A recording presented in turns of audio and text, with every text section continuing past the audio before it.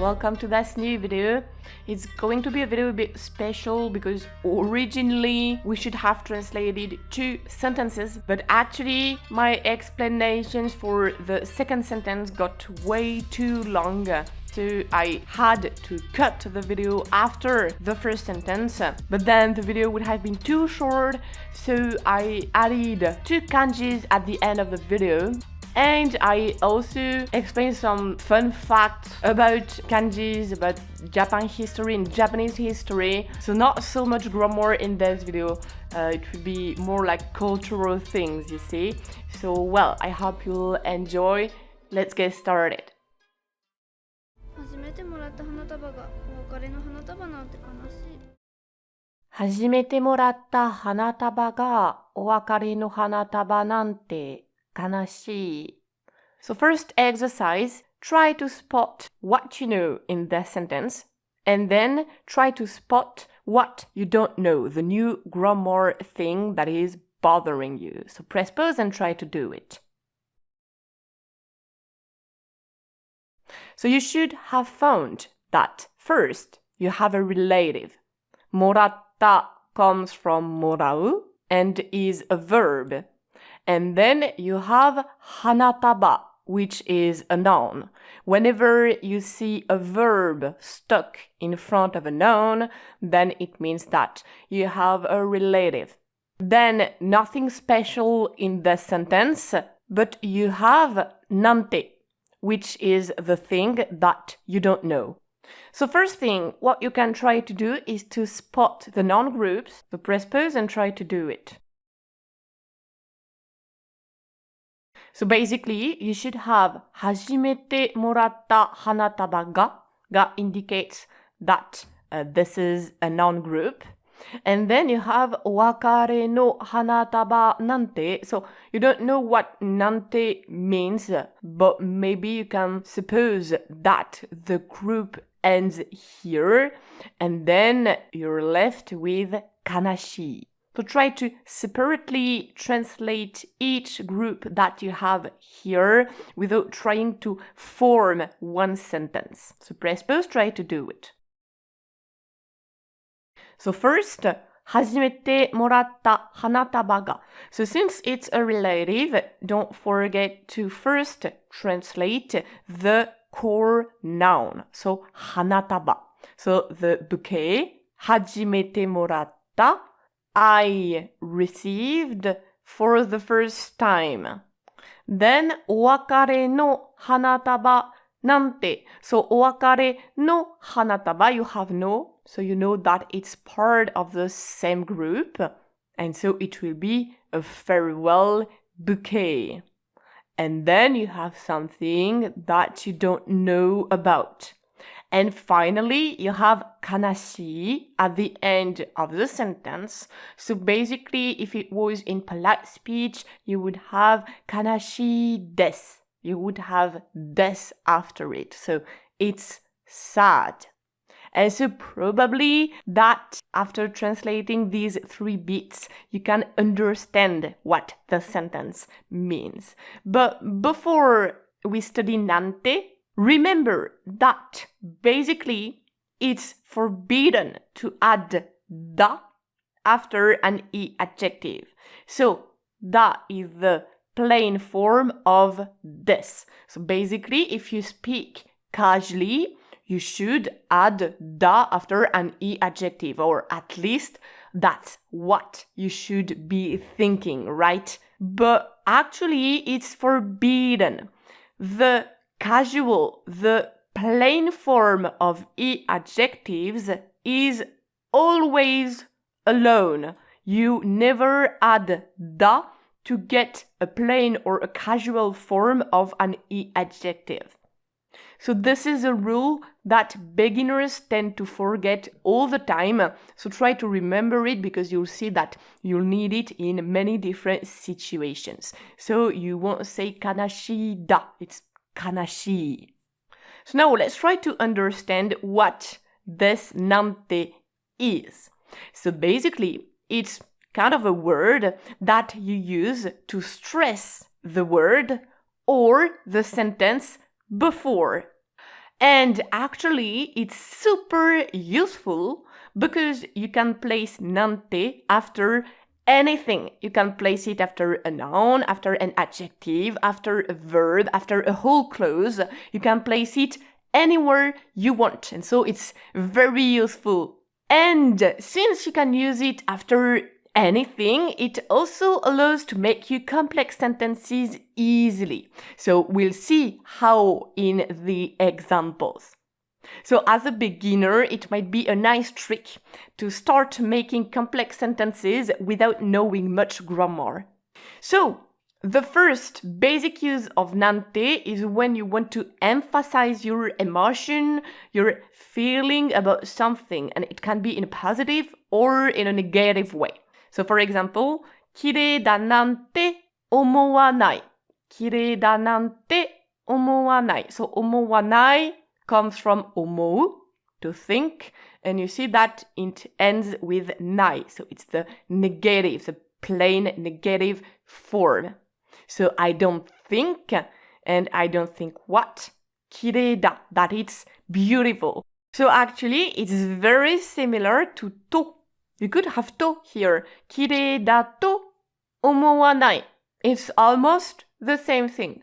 The difference is that when you use なんて, you want to emphasize what's before.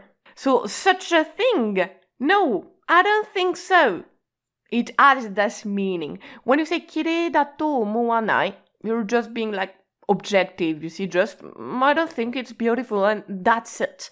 But with nante, it adds this such a thing. So such a thing, no, I don't think that. So you see, you are stressing what comes before.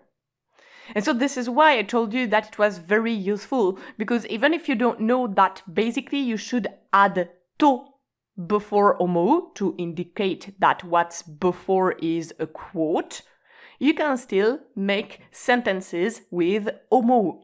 This is why it's very useful. Basically, nante can replace almost any grammar things that you use to make complex sentences. So even if you don't know how to make complex sentences, you can still do them. So second example. 犬が本当に食べたなんて信じられない. So 信じられない is a form that we didn't study yet, but it means I can't believe. られない, られる means can. So 信じられない I can't believe. And so then you add what? What you can't believe? Well, 犬が本当に食べたなんて. So I can't believe a dog really ate it. And here you see that you can place nante after a verb, no problem. And this nante applies to 犬が本当に食べた. It stresses the whole clause. And you see that here the nante is used to show surprise, like you can't believe it, you're so surprised. And so you will add nante. Then 日本に行くなんてすごい. So すごい incredible. And you see I adjective, so you don't have da after it, okay? In polite form, it would be すごいです, but in casual form, it's just すごい. And so it's incredible that you go to Japan. And here you see, it's to stress your admiration. The person is going to Japan, that's incredible. And so you want to stress, to emphasize your emotion. You want to show him that really you're appreciative of what he's doing. And the last one, 漢字なんて無理ですよ. So 無理 means impossible. So 漢字なんて無理ですよ. And you see that here, the nante is only stressing one word. It's possible. You can stress a whole clause, just one verb, just one noun, whatever. And so you'll say kanjis are impossible. And the nante emphasizes the fact that you think that it's impossible. So nante kind of adds such a nuance. You see, such a thing. No, or such a thing, yes. You see, adding some strong feelings and emotions about it. So basically, if you want kind of a easy pattern, thing, whatever it is, plus nante plus blah blah blah.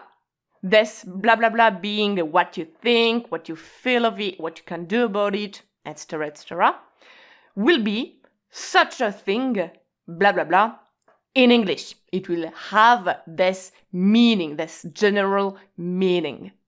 And so last thing, actually it's the same, but it's used so much this way that we're going to study it by itself. So I told you that it could stress a word in a positive or in a negative way.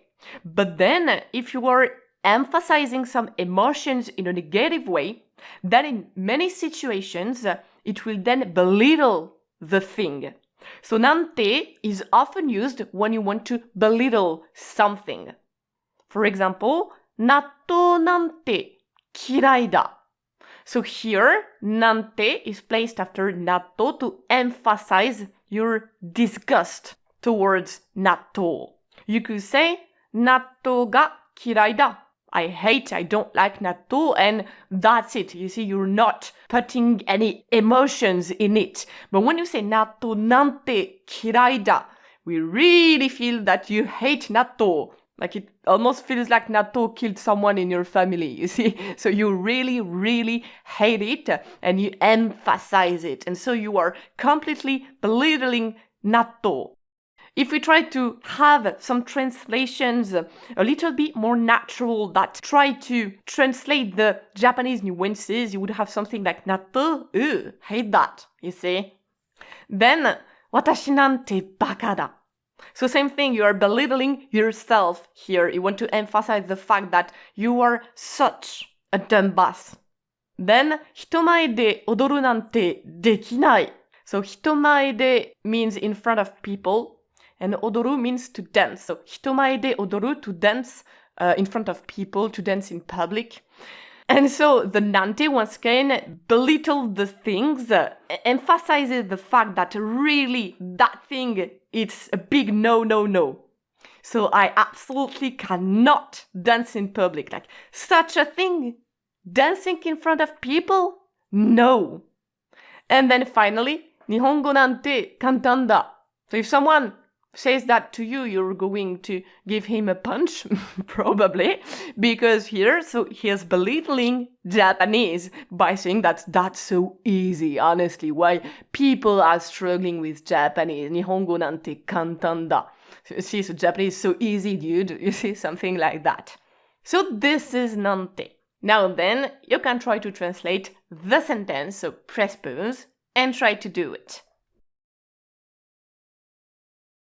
And so we have kanashi, it's sad. And the nante will emphasize the thing that is sad. So it's sad that the first bouquet I received, hajimete moratta hanataba ga, is a farewell bouquet, owakare no hanataba. So it's kind of and to say that the very first bouquet I received is a farewell bouquet, how sad is it? Emphasizes the thing. So, of course, once again, when you place nante after a whole clause, it will then be inverted in English, of course, when you want to say, it's sad that, I don't think that, I can't believe that, I can't do that.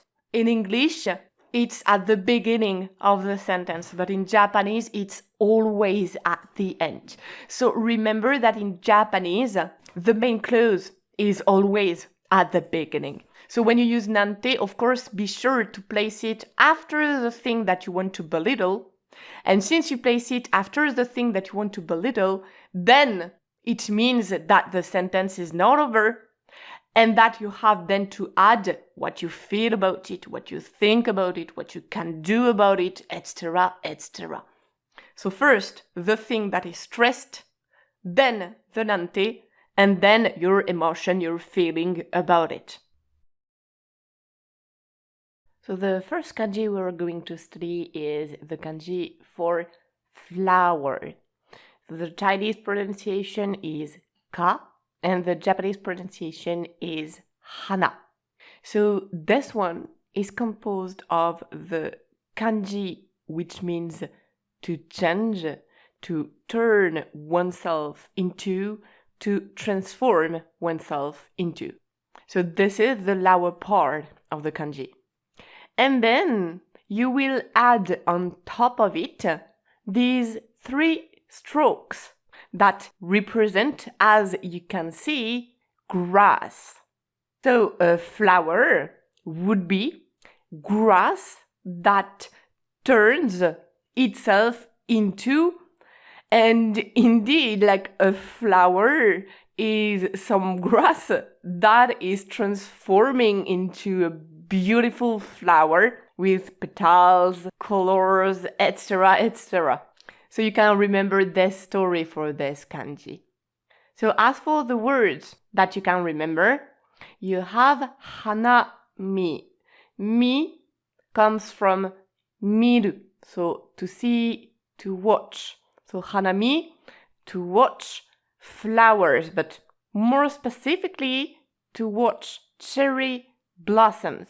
So I think that many of you know it, but hanami, flower viewing, is the Japanese traditional custom of enjoying the transient beauty of flowers. So basically, people are kind of having a picnic, they're relaxing, they're drinking, and are enjoying the sight of the full cherry blossom. Then, hanabi. Bi comes from hi, which is fire. And so, hanabi, literally, fire, flower. And so you can remember it easily because indeed, like a firework looks like flowers made of fire, or like a huge fire of flowers, you see? And then hanataba, I let you guess what taba means. Bunch. So hanataba, a bunch of flowers. And then as for the Chinese pronunciation, you have kahun. So hun is the kanji that you use for powder and even flour. So literally it's powder from flowers, so pollen. And then you have the word kahun shou. So shou is like illness. And so it's when you have an allergy to pollen. It's kind of a technical word, but since many people suffer from pollen, I thought that maybe it was a good word to remember. So you might have noticed that you have lots of words which are in Japanese pronunciation. And it's weird because usually combined words should be in Chinese pronunciation as we studied it. The basic rule, which is not always true as we can see here, is that when you use the word alone, you use the Japanese pronunciation. But when a word is made from 2 kanjis or more, then you use the Chinese pronunciation. And yet, here you have so many words that are pronounced the Japanese way. We use hana and not ka. And of course, the second kanji is also pronounced the Japanese way. Mi, bi, taba are Japanese pronunciations. But as always for anything, there is a good reason for this. So to understand why, first let's talk about Yamato kotoba. Hana is a Yamato kotoba. So what is it? Kotoba means language or word. And Yamato is an ancient province of Japan. But not just any province. It's said to be kind of the cradle of Japan. Originally, Yamato designated a tribal alliance that then became the first central government of Japan and its first imperial court, which then started the Yamato period. And this kingship was named Yamato because they ruled in the Yamato province. So this Yamato province more or less corresponds to the current Nara prefecture, and this is why Nara was the first capital of Japan. Then later it switched to Kyoto, and then it switched to Tokyo, which is still the capital, but I guess that you know that. And so, from a cultural point of view, the Yamato is kind of the land of the true Japanese spirit, like the source, the roots of Japan. Even if, of course, there are thousands of years of Japan history before this Yamato period, like it didn't start here. But it still doesn't fully explain why we call these words Yamato kotoba, because they existed before the Yamato period, and it doesn't completely explain why Yamato in itself is so important either, because even if this period was a huge cornerstone in Japan history, it's a bit weird to specifically focus on this period. Actually, it's because back at the time, kanjis didn't exist. They were imported from China later. So, of course, it's more complicated than this because you can guess that they didn't wake up one day in the morning and said, okay, from today and now on, we're using Chinese characters. So it was actually a very slow process that in the end created the Japanese that we know today. But this is why Chinese language got such a big influence on Japanese, because before they couldn't even write. But when Chinese got such a huge influence on Japanese, some researchers during the Edo period were nostalgic of the old Japanese language that was pure, as they would say. They were nostalgic of a land that was free from any foreign influence.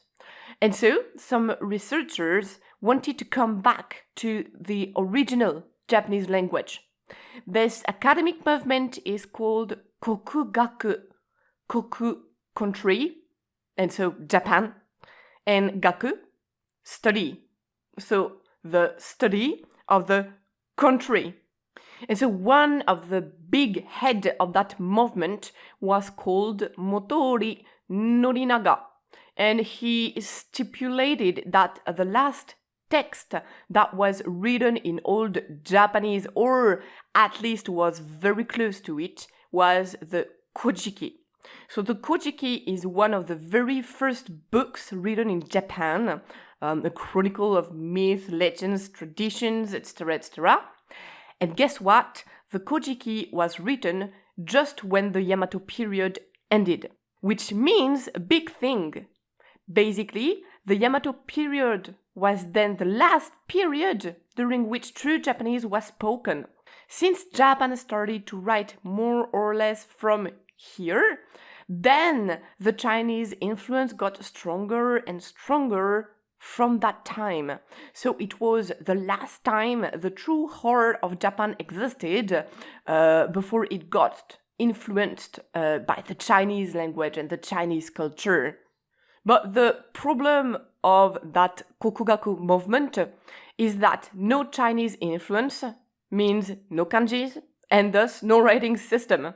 Because yes, once again, before kanjis, Japan had no writing system. Thus, it was quite complicated to find what words were truly Japanese. And by the way, they made mistakes. But in order to find what the original Japanese language was like, they used poetry and the so-mentioned kojiki that were written super early and so were still, let's say, pure, as they would say. And so this is what a Yamato kotoba is, a native Japanese word that was used during the Yamato period, and so that is 100% Japanese, like made in Japan, you see. On the opposite, the words that were in Chinese, or anyway based on the Chinese pronunciation, were called kango. By the way, they did things neatly because Yamato kotoba is a Yamato kotoba and kango is a kango. So kan is, Chinese pronunciation for China, and go is the Chinese pronunciation for a word or language. Go is the kango for kotoba. I hope it's not too confusing, but well, anyway.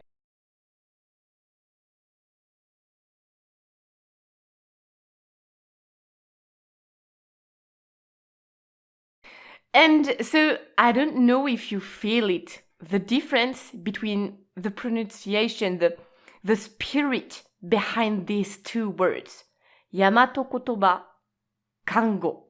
At some point, you'll see that you will feel which words are Yamato kotoba and which words are kango. But well, then recently they added gairaigo.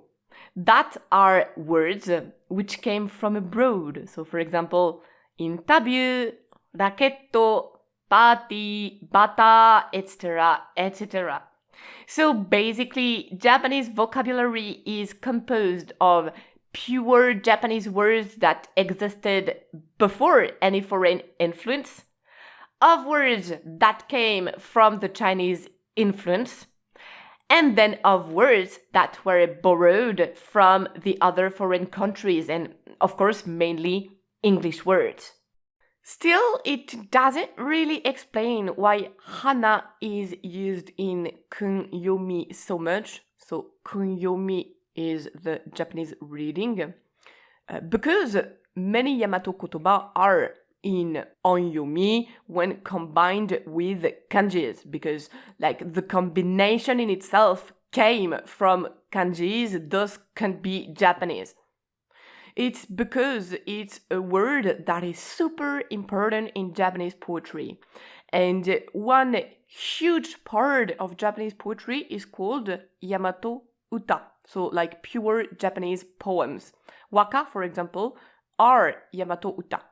And in these poems, it was prohibited to use kango. And so it might have influenced the common vocabulary, because it's quite common that words that are culturally important and that were used a lot in poetry stay a bit archaic, like linguistically speaking. So it then kind of makes sense that hana is used in lots of words that are pronounced the Japanese way. So that was the story for Yamato kotoba. And a little teaser, it's not a coincidence if the medical word, so kafun, is in kango, because that was the story for the Japanese pronunciation. But at some point, I'll also explain you some fun facts about the Chinese pronunciation, and you'll see that we have a lot to say about this too. It's very, very rich. And last little fun fact, know that in classical poetry from Heian era, it was different before, hana didn't really mean flower. So try to guess what it meant. It's kinda obvious if you think about it.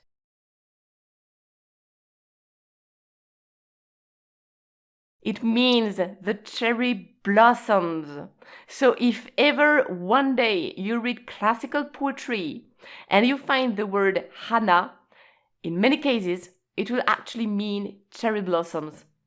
And thus you understand why cherry blossoms are so important in Japanese culture. And hanami then becomes quite an obvious thing, right? The second kanji is the kanji for kanashi, so sad. So it's made out of two little kanjis. The first one represents two persons back to back. So basically, you can imagine that they're parting ways. And the second one that we've already seen in the kanji omu is the heart. And so since they're parting ways, like it hurts their heart, you see, so they are sad, kanashi.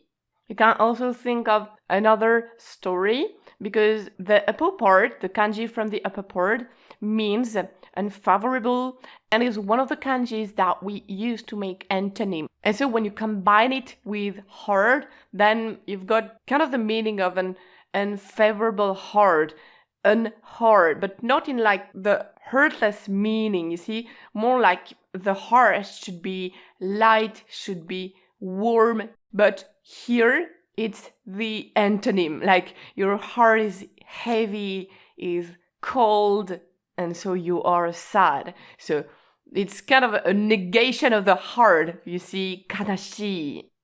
And so, kanashi, sad, kanashisa, kanashimi, sadness.